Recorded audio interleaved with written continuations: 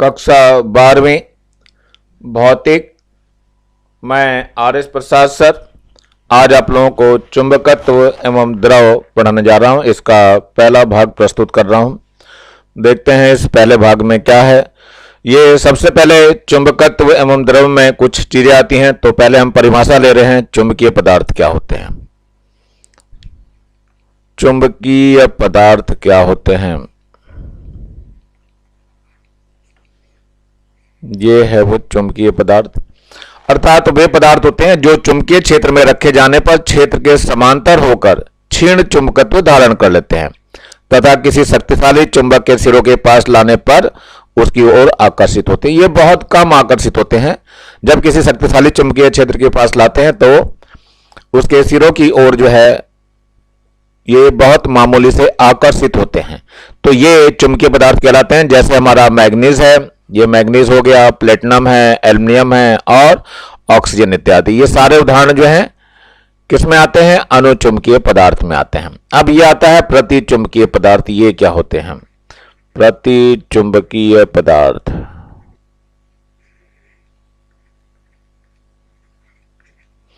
प्रतिचुंबकीय वह पदार्थ होते हैं जो किसी चुंबकीय क्षेत्र में रखे जाने पर क्षेत्र के विपरीत दिशा में, यहां तो क्षेत्र के समांतर होकर था, यहां पर क्षेत्र के विपरीत, ध्यान रखना है, यहां क्षेत्र के विपरीत है, यहां क्षेत्र के समांतर होकर थोड़ा सा चुंबकित होते हैं, थोड़ा सा ही चुंबकित होते हैं, ज्यादा नहीं, तथा शक्तिशाली चुंबक के सिरों के पास लाने पर कुछ प्रतिकर्षित होते हैं। इसका उदाहरण है बिस्मथ है, फास्फोरस है, वायु है और हाइड्रोजन इत्यादि।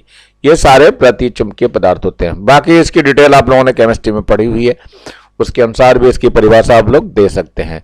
चलते हैं, एक और बचा हुआ इसमें, लौह चुंबकीय पदार्थ। ये है लौह चुंबकीय पदार्थ। लौह चुंबकीय पदार्थ वे पदार्थ होते हैं जो किसी चुंबकीय क्षेत्र में रखे जाने पर क्षेत्र की दिशा में ही प्रबल रूप से चुंबकित होते हैं। यह ध्यान रखना है, प्रबल रूप से चुंबकीय होते हैं और किसी चुंबक के सिरों के पास लाने पर तेजी से उसकी ओर आकर्षित होते हैं। ये बहुत तेज आकर्षित होते हैं, जिसका उदाहरण जो है लोहा है, इस्पात है, निकिल है, कोबाल्ट है। ये सारी की सारी चीजें इसके पास है। तो देखते हैं हम आगे कि इन तीनों में वास्तव में अंतर क्या है। तो अंतर की तरफ भी हम स्पष्ट करना चाहेंगे कि इन तीनों में अंतर क्या है। तो देखते हैं अंतर के लिए जरा, ये एक टेबल दिखाई दे रही है अंतर की। अनुचुंबकीय पदार्थ है, प्रतिचुंबकीय पदार्थ है और लौह चुंबकीय पदार्थ है। इन तीनों का एक कंपैरिजन से चल रहा है। तो पहले नंबर पे हम दे रहे हैं, ये प्रबल चुंबक की ओर आकर्षित होते हैं, जैसा कि परिभाषा में बताया, और ये प्रबल चुंबक से प्रतिकर्षित होते हैं। लेकिन ध्यान रखना है, दोनों मामूली मामूली होते हैं। ये दुर्बल चुंबक की ओर भी आकर्षित होते हैं, यानी ये बहुत ज्यादा आकर्षित होते हैं। तो इन तीनों में ये आपका पहले नंबर का था। दूसरे नंबर में आ रहा है आपका, इन्हें किसी चुंबकीय क्षेत्र के समांतर लटकाने पर ये क्षेत्र के समांतर हो जाते हैं, ये क्षेत्र के समांतर हो जाते हैं। और इन्हें चुंबकीय क्षेत्र में लटकाने पर क्या होता है? क्षेत्र के लंबवत हो जाते हैं। ये तो ये समांतर है और ये लंबवत है, और ये भी चुंबकीय क्षेत्र के समांतर होते हैं, क्योंकि चुंबकीय क्षेत्र पे इस पे ज्यादा प्रभाव पड़ता है। इन दोनों पे, इस पे और इस पे चुंबकीय क्षेत्र का बहुत ज्यादा प्रभाव पड़ता है। ये नंबर 3 पॉइंट है आपका। असमान चुंबकीय क्षेत्र में लटकाने पर यह कम तीव्रता वाले भाग से अधिक तीव्रता वाले भाग की ओर चलते हैं। ध्यान रखना, असमान चुंबकीय क्षेत्र में लटकाने पर कम तीव्रता वाले भाग से अधिक तीव्रता वाले भाग की ओर चलते हैं। ये क्या होता है? असमान चुंबकीय क्षेत्र में लटकाने पर क्या होता है? ये क्षेत्र के अधिक तीव्रता वाले भाग से कम तीव्रता वाले भाग की ओर चलते हैं। तो ये याद रखना, ये बहुत ज्यादा इंपॉर्टेंट है। ये वाला पॉइंट बहुत ज्यादा इंपॉर्टेंट है, तो इस वाले पॉइंट्स को बहुत अच्छी तरह याद रखना है। ये एक और है इसके लिए, असमान चुंबकीय क्षेत्र में लटकाने पर कम तीव्रता वाले भाग की ओर अधिक तीव्रता वाले भाग की ओर चलते हैं। कम तीव्रता वाले भाग से चलते हैं अधिक तीव्रता वाले भाग की ओर। मतलब ये दोनों पॉइंट्स आपके एक ही होते हैं, लेकिन ये वाला जो है अधिक चलता है। अब इसके बाद एक चौथा पॉइंट आता है, इनकी आपेक्षिक चुंबकशीलता एक से कुछ अधिक होती है। अनुचुंबकीय पदार्थों की आपेक्षिक चुंबकशीलता एक से कुछ अधिक होती है और इनकी चुंबकशीलता एक से कुछ कम होती है।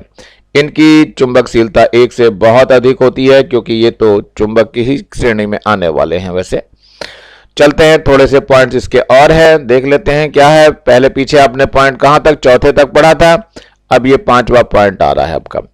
इनकी चुंबकीय प्रवृत्ति परम ताप के व्युत्क्रमानुपाती होती है, यानी जैसे जैसे इसका ताप परम ताप बढ़ाएंगे उसके ये अपोजिट हो गए, यानी वो पदार्थ अनुचुंबकीय होने कम हो जाएंगे, तो ये विपरीत होती है। और प्रतिचुंबकीय में इनकी प्रवृत्ति क्या होती है, निर्भर ही नहीं करती ताप पर, चाहे बढ़ाया जाए चाहे घटाया जाए, और इनकी भी ताप पर बढ़ाने पर घटती है, अर्थात चुंबक को गर्म करने पर उसका चुंबकत्व नष्ट हो जाता है।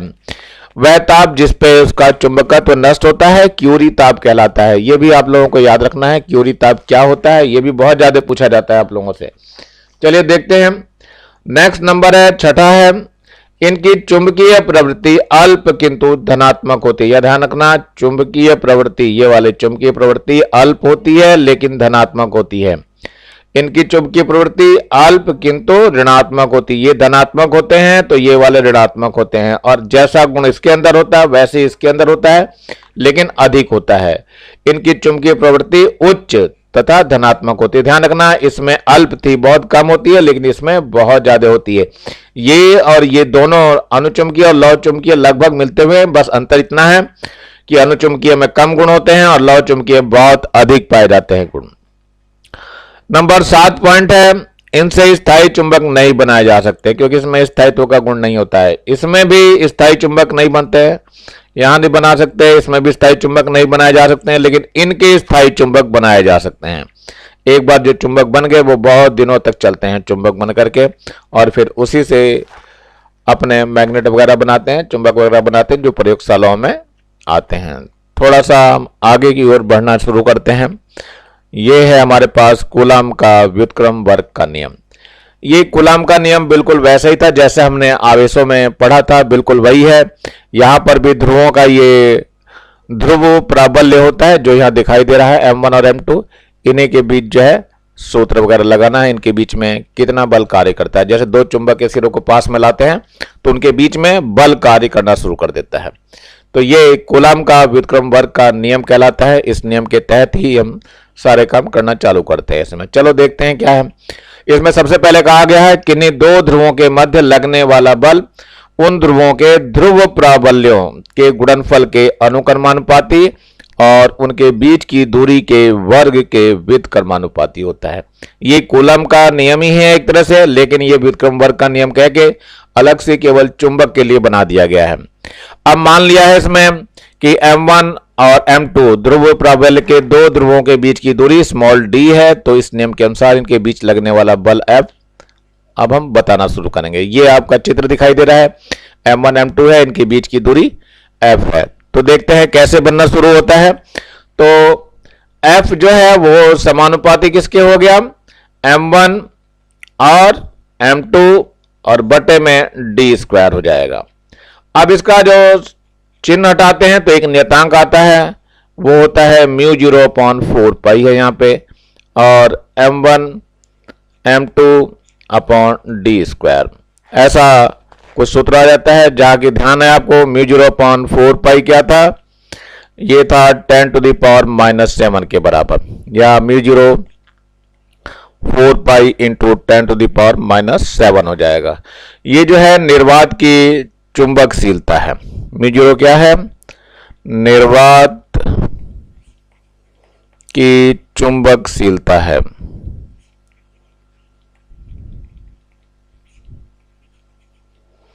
तो इस प्रकार से ये नियम बनाया गया है। अब इसमें क्या करते हैं, F का सूत्र जो आ गया, इसमें M1 और M2 को हम बराबर रख देते हैं और M मान लेते हैं, इसको M माना गया है। और D को भी हम क्या करते हैं, 1 मान ले रहे हैं। तो देखते हैं, अब इस सूत्र में मान रखना है हमें, मान रखने पे देखते हैं क्या होता है।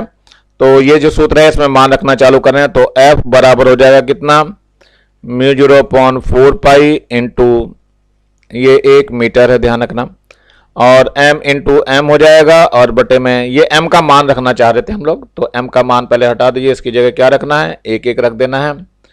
चलिए देखते हैं क्या होगा। तो यहां पर क्या हो जाएगा, ये हो जाएगा M इसमें एफ का मान भी लेना पड़ेगा हमें। एफ का मान जो है हमारा कितना है, ये एफ का मान ले रहे हैं हम 1 इंटू 10⁻⁻7 न्यूटन ले रहे हैं। अब ये मान हम इसी सूत्र में रखना चालू करेंगे, तो रख देते हैं जरा इस वाले सूत्र में।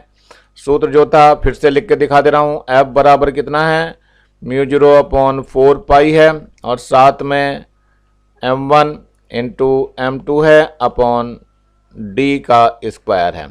इसमें मान रखना चालू करेंगे, तो मान रखने के लिए ये हो जाएगा 1 इंटू 10⁻⁻7। μ0 का मान जो होता है 10⁻⁻7 होता है, ये m हो जाएगा, यहाँ पर भी m हो जाएगा और बटे में डी स्क्वायर मतलब 1 का स्क्वायर हो जाएगा। तो चलते हैं नेक्स्ट पेज पे इसको सॉल्व करने का प्रयास। अब ये मान कुछ ऐसा हो जाएगा, इसके अकॉर्डिंग हम सॉल्व करना चालू करेंगे। तो इसमें ये तो पूरा का पूरा कट जाएगा, तो इससे m स्क्वायर बराबर 1 आ जाएगा। तो m बराबर हो जाएगा प्लस माइनस वर्गमूल 1 यानी प्लस माइनस 1 आ जाएगा। इससे इसकी परिभाषा निकल के आ जाती है।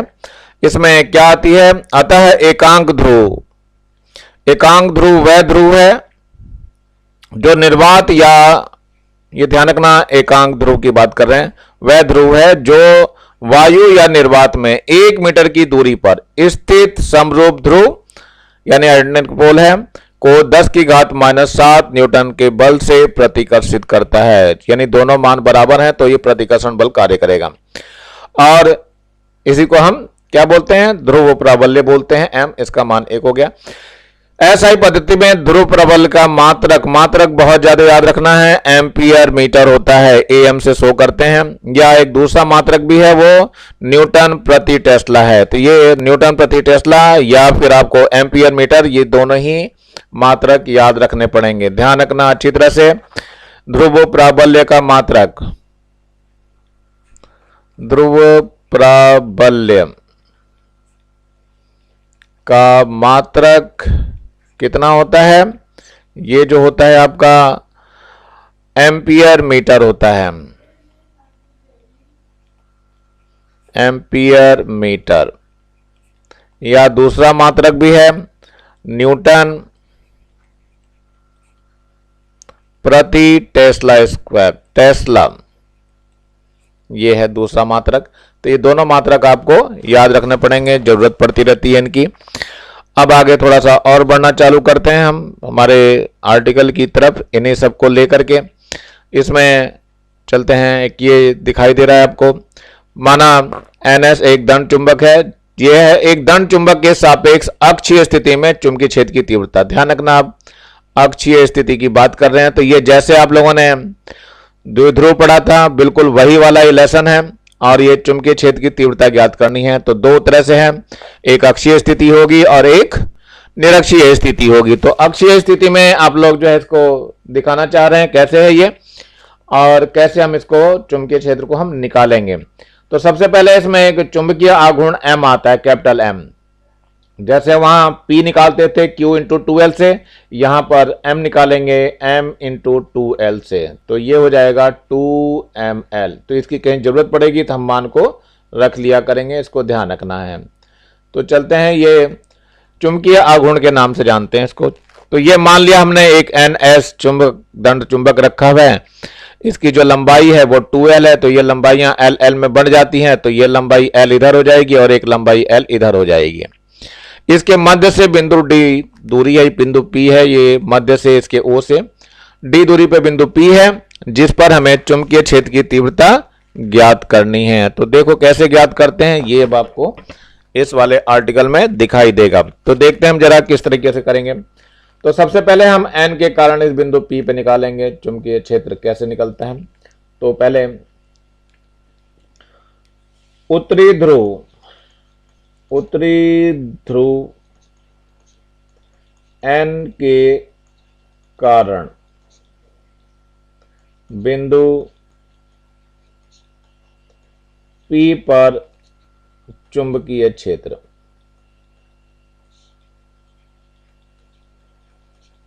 ये जो निकालने जा रहे हैं हम B1 निकालने जा रहे हैं, तो B1 का मान जो हो जाएगा वो μ0 आ जाएगा अपॉन 4 पाई आ जाएगा। इसमें m अपॉन दूरी का स्क्वायर हो जाएगा, तो ये m अपॉन दूरी की बात करते हैं तो ये np दूरी है, n और p। जरा np के बारे में बात कर लेते हैं। np दूरी वास्तव में होगी कितनी, ये वाली जो दूरी है, पहले तो ये l है, पूरी यहां से लेकर के d है, तो ये छोटी सी दूरी जो है वो d माइनस एल बच जाएगी। ये इतनी दूरी जो है d माइनस एल हो जाएगी। तो ध्यान रखना np निकालने के लिए जो दूरी है वो कितनी हो जाएगी, np का स्क्वायर होता है, np यहां पे निकालेंगे तो कितना आ जाएगा, d माइनस एल आ जाएगा। तो ये मान यहां पे रखना चालू करेंगे, तो b1 बराबर हो जाएगा म्यू 0 अपॉन 4 पाई और m upon d minus L का स्क्वायर हो जाएगा।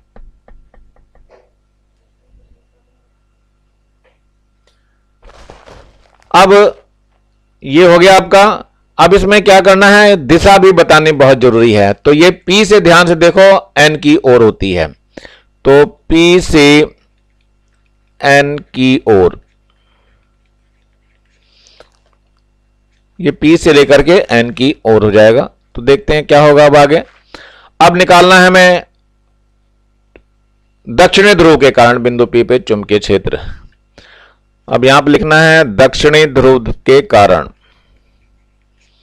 दक्षिणी ध्रुव यानी S के कारण बिंदु P पर चुंबकीय क्षेत्र की तीव्रता B2 निकालना है। तो B2 का जो सूत्र हो जाएगा वो हो जाएगा म्यू 0 अपॉन 4 पाई और m अपॉन कितना हो जाएगा, अब ये जो दूरी है वो d प्लस एल हो जाएगी, इसका होल स्क्वायर होगा। जरा ध्यान से देखिए, ये दूरी वास्तव में PS होगी, तो दूरी जो PS है वो d प्लस एल के बराबर हो जाएगी, क्योंकि ये दूरी यहां तक नापी जाएगी। तो ये d प्लस एल हो गया। देखो ध्यान से, कहां तक, यहां तक की दूरी नापी जा रही है, ये l और जुड़ जाता है इसके अंदर। तो ये हो गया। अब इसकी दिशा बतानी है, दिशा जो है वो S से लेकर के P की ओर होगी। तो यहां लिखना S से P की ओर, यानी दोनों की दिशाएं जो है विपरीत हो गई, यानी परिणामी चुंबकीय क्षेत्र की जो तीव्रता होगी वो,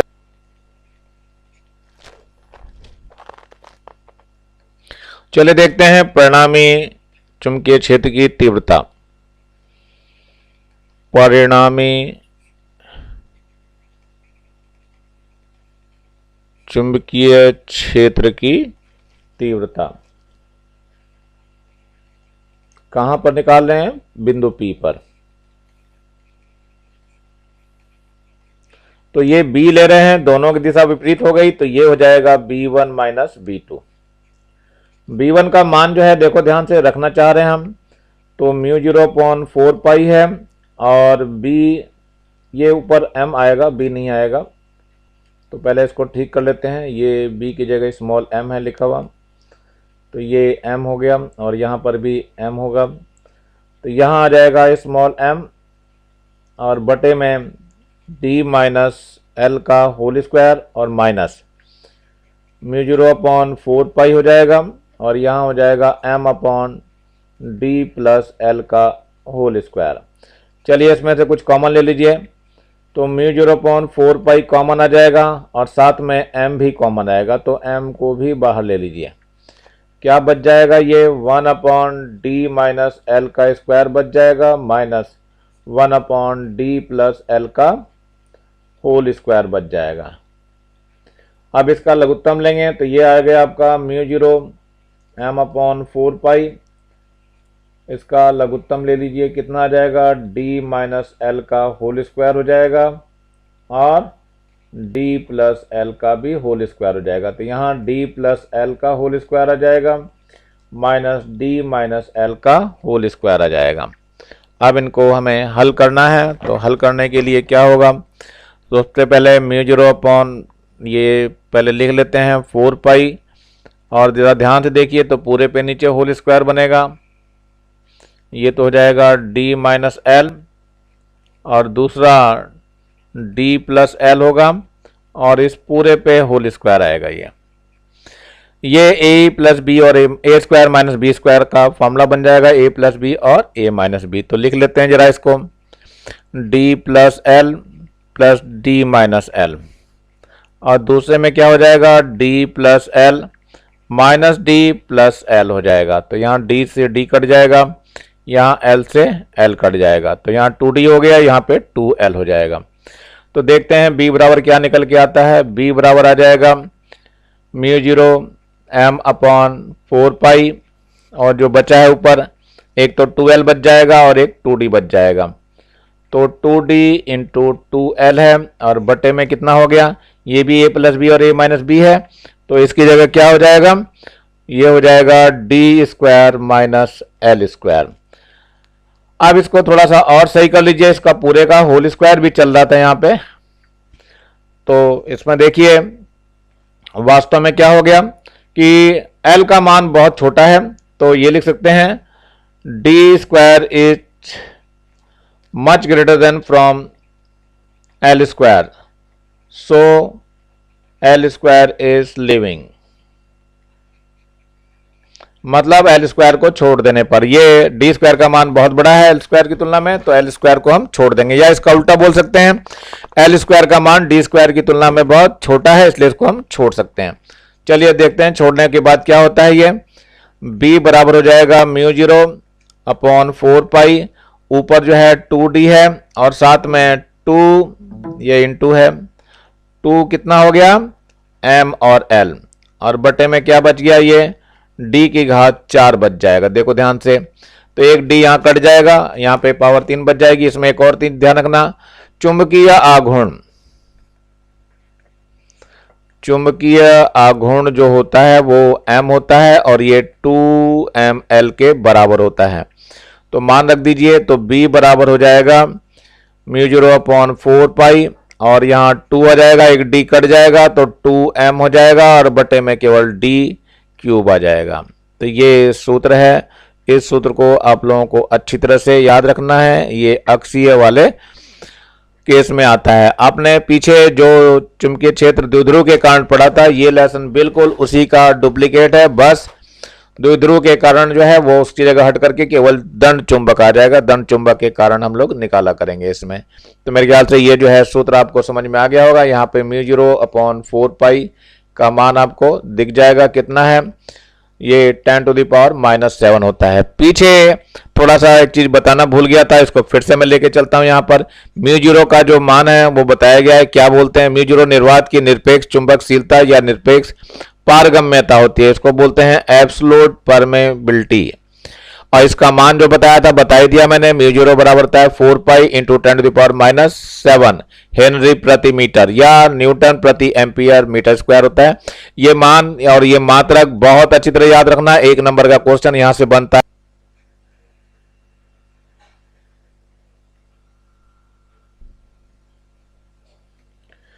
अब चलते हैं जरा विद्युतशीलता और चुंबकशीलता में संबंध क्या है हमारा, इसके ऊपर लेके चलनी है बात हमें। तो ये म्यू 0/4 पाई का मान अभी हमने पढ़ा था 10⁻⁻7 होता है, और 1/4 पाई एप्सिलॉन 0 का मान जो है आप लोग पढ़ करके आए हैं 9 × 10⁹। अब इन्हीं चीजों को लेकर के चलते हैं, थोड़ा देखते हैं क्या हो जाएगा। इन दोनों को हम भाग करके देखते हैं जरा क्या आता है। तो सबसे पहले भाग करवाना है, ये समीकरण नंबर 1 है, ये समीकरण नंबर 2 है। तो समीकरण 1 को समीकरण 2 से, समीकरण 2 को समीकरण 1 से भाग देने पर, समीकरण 2 को समीकरण 1 से भाग देने पर, जरा भाग दीजिए। तो 2 है 1/4 पाई एप्सिलॉन 0, और एक जो है वो म्यू 0/4 पाई है, और कितना हो जाएगा, ये 9 × 10⁹ है, और नीचे जो है 10⁻⁻7 है। तो देखो ध्यान से, 4 पाई से 4 पाई कट जाएगा और ये ऊपर पहुंच जाएगा यानी इसके पास में, तो ये 1/μ 0 एप्सिलॉन 0 आ जाएगा, और यहाँ कितना हो जाएगा 9 × 10⁻, ये पावर ऊपर जाकर के जुड़ जाएगी, तो ये 9 और 7 16 हो जाएगी। अब इसको थोड़ा सा और सही कर लीजिए, तो 1/μ0 एप्सिलॉन 0 बराबर ये जो वास्तव में क्या लिखा हुआ है 3 गुणा 10 की घात 8 का होल स्क्वायर लिखा हुआ है। और प्रकाश का वेग, प्रकाश की चाल कह लो या वेग इसका, ये जो होता है वो c से दिखाते हैं इसको, और ये मान होता है 3 गुणा 10 की घात 8 मीटर प्रति सेकंड। चलिए मान रख देते हैं जरा इसमें। तो 1/μ0 एप्सिलॉन 0 का जो मान आया वास्तव में कितना आ गया, c का स्क्वायर आ गया। या इसको हम उल्टा कर दें तो μ0 एप्सिलॉन 0 बराबर कितना हो जाएगा 1/c²। यही संबंध है। ये संबंध भी आप लोगों से बहुत ज़्यादा पूछा जाता है, बच्चे इसको भी छोड़ करके आते हैं, तो अच्छी तरह से आप लोग इसको भी तैयार कर लेंगे। मेरे ख्याल से तैयार हो जाएगा आसानी से। अब एक आर्टिकल और बचा हुआ है, मैंने दिया था पीछे, अक्षीय स्थिति का आपको बताया। ठीक वैसा ही निरक्षीय स्थिति में भी चुंबकीय क्षेत्र हम लोग ज्ञात करेंगे। चलते हैं निरक्षीय स्थिति के लिए। एक दंड चुंबक यानी चुंबकीय द्विध्रुव के सापेक्ष निरक्षीय स्थिति में चुंबक क्षेत्र निकालना है, यानी चुंबकीय क्षेत्र की तीव्रता ही ज्ञात करनी है। मान लिया ये दंड चुंबक है, आपके सामने दिखाई दे रहा है NS करके, तो NS के करके दिखाई दे रहा है। इसमें आपको बताना है हमें कैसे कैसे होना है, तो यही बताने जा रहा हूं इसमें। तो N के कारण चुंबकीय क्षेत्र B1 है और S के कारण B2 है, और ये सूत्र को हमें बताना है। चलिए देखते हैं कैसे क्या होगा। तो सबसे पहले हम निकालते हैं N के कारण बिंदु P पर चुंबकीय क्षेत्र। इसकी लंबाई हमने 2L ले रखी है और ये यहां से दूरी D है, तो ये वास्तव में जो दूरी आएगी, कितनी आएगी दूरी आपको पता है अच्छी तरह से, √, ये हो जाएगा आपका L² प्लस D², ऐसा कुछ सूत्र आएगा। तो ये दूरी यानी ये जो दूरी है आपकी ये L हो जाएगी, ये भी दूरी L हो जाएगी। तो इसमें पाइथागोरस प्रमेय लगा सकते हैं आप आसानी से। अब लेते हैं बिंदु P पर N के कारण, बिंदु P पर N ध्रुव के कारण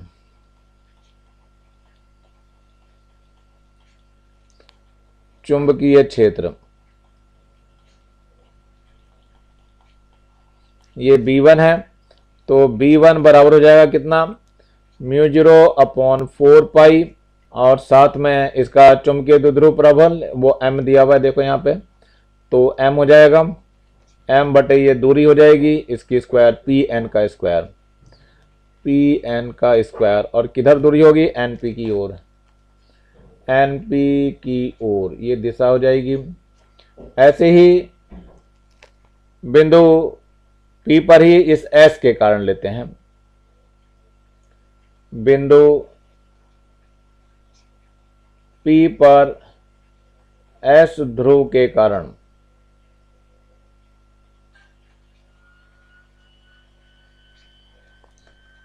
चुंबकीय क्षेत्र, ये हमें B2 लेना है। तो B2 का मान देखते हैं क्या आ जाएगा, ये हो जाएगा B2 बराबर μ0/4π और m/, ये हो जाएगा PS का स्क्वायर, PS का स्क्वायर, और डायरेक्शन इसकी किधर हो जाएगी, PS की ओर,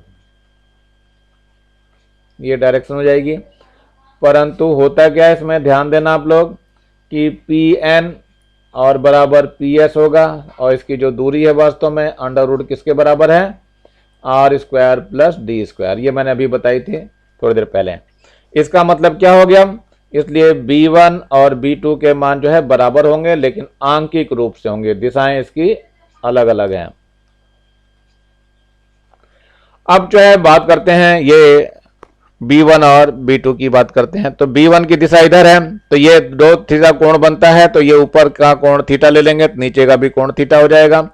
अब इस B1 के 2 घटक काम करेंगे, पहला घटक इसके ऊपर काम करेगा और दूसरा घटक इस दिशा में काम करेगा। तो पहले ऊपर की ओर ले लेते हैं, वो काम करेगा B1 sin थीटा, और इधर काम करेगा B1 cos theta.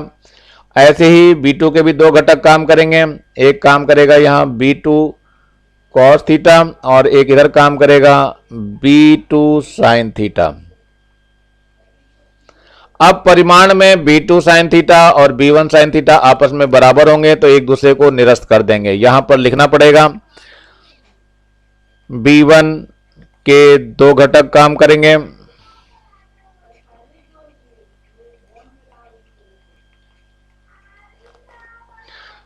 b1 cos theta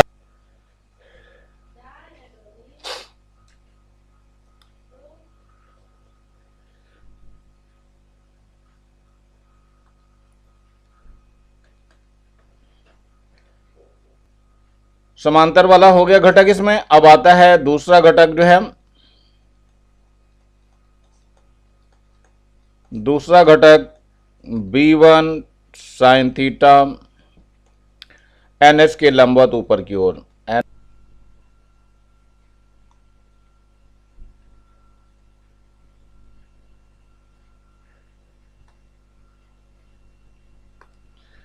इसी प्रकार b2 के दो घटक काम करेंगे तो वो भी लिखने पड़ेंगे।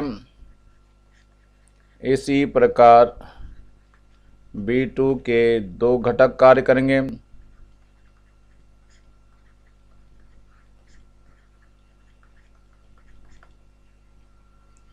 पहला b2 cos theta N S के समांतर और दूसरा जो हो जाएगा b2 sine theta N S के लंबवत नीचे की ओर। अब इसमें ध्यान से देखिए कि b1 साइन थीटा और b2 साइन थीटा परिमाण में परस्पर बराबर किंतु दिशा में विपरीत हैं, अतः एक दूसरे के प्रभाव को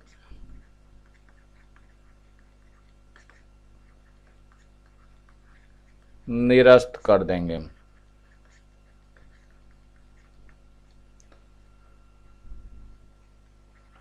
अतः बिंदु P पर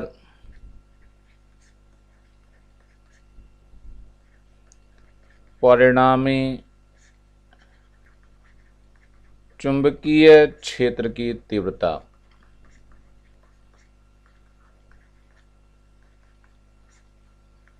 B केवल क्षैतिज घटकों से होगी, यानी B बराबर हो जाएगा b1 cos theta plus b2 cos theta. लेकिन यहाँ पे क्या था, b1 और b2 क्या थे, परिमाण में बराबर थे, तो रख दीजिए इसकी जगह b1।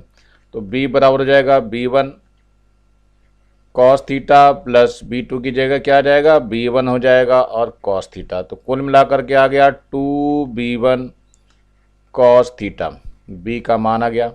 अब cos थीटा का मान भी लिखना है आपको, तो देखते हैं cos थीटा का मान वास्तव में क्या है।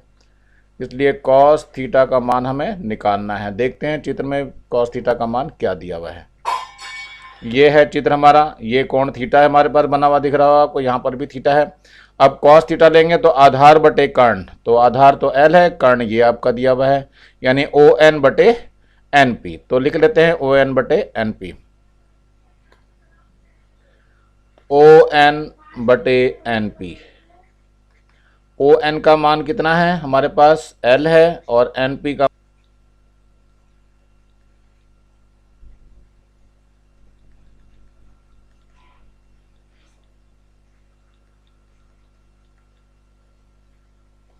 चलिए मान के बारे में हम कर रहे थे। मान हमारे पास ये दिए हुए हैं, b1 का मान μ0/4 पाई m/np स्क्वायर, और cos थीटा का मान पीछे भी निकाला हमने L/d² प्लस L²। ये सारे मान इसके अंदर हम रखने चाह रहे हैं। NP का मान ये दिया हुआ है d² प्लस L², तो मान रख करके देखते हैं, ये तो 2 हो जाएगा। b1 का मान कितना है, μ0/4 pi small m upon N P square का मान रखेंगे तो अंडर रूट हट जाएगा, ये D square plus L square आ जाएगा। और कॉस थीटा का जो मान हमने निकाला है वो L upon D square plus L square हो जाएगा। तो इसका अंडर रूट है, आधी पावर यहाँ है और एक पावर यहाँ है, तो कुल मिलाकर के 3/2 पावर हो जाएगी। तो लिखेंगे क्या हम, म्यू 0 अपॉन 4 पाई, और ये आपका हो जाएगा 2ml और बटे में D square plus L square की पावर कितनी हो जाएगी, 3/2। यहाँ पर चुंबकीय आघूर्ण जो होता है वास्तव में m होता है, और m जो होता है वो 2ml के बराबर हो जाता है। तो रख लेते हैं, तो b बराबर कितना हो जाएगा, म्यू 0 अपॉन 4 पाई हो जाएगा, और यहाँ 2m अपॉन कितना हो जाएगा, D square plus L square की घात 3/2। लेकिन यहाँ पर फिर वही बात आती है कि d की तुलना में l का मान बहुत छोटा है, अतः इसको छोड़ सकते हैं। तो यहाँ पे लिखेंगे d की तुलना में, डी स्क्वायर कर लो, डी स्क्वायर की तुलना में एल स्क्वायर का मान बहुत छोटा है, अतः इसे छोड़ सकते हैं।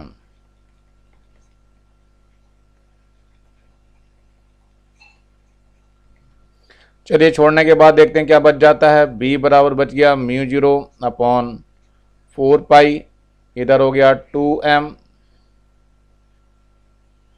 नहीं 2m नहीं आएगा, 2ml का मान तो हमने m रख दिया था, तो 2m को हमें हटाना पड़ेगा, ये 2m नहीं आएगा, यहाँ पे ध्यान रखना 2m नहीं है यहाँ पर।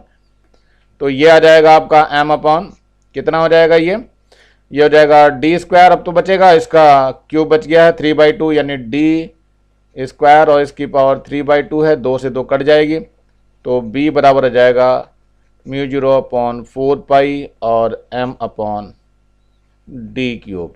तो ये सूत्र हो गया जो कि निरक्षीय स्थिति में है। निरक्षीय का सूत्र तो ये आया, ध्यान रखना, निरक्षीय। और अक्षीय में क्या आया था सूत्र, ध्यान है आपको, म्यू 0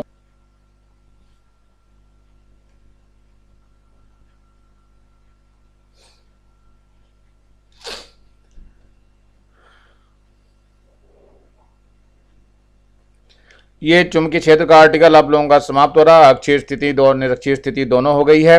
नीचे लाल रंग का बटन दिखाई दे रहा होगा, उसको दबा करके सब्सक्राइब करेंगे, क्योंकि अब क्लास वगैरह जो है अब शुरू होने वाली हैं आप लोगों की। कोविड-19 तो अब लोगों का समाप्त हो गया, अब स्कूल खुलने वाले हैं। तो जिन्होंने सब्सक्राइब किया है केवल उन्हीं लोगों को ये चैनल दिखाई देता रहेगा, और जो लोग नहीं कर पाए वो फिर नहीं देख पाएंगे। और ज़्यादा से ज़्यादा बच्चों को शेयर करिए, जिससे ज़्यादा बच्चों का फ़ायदा हो सके।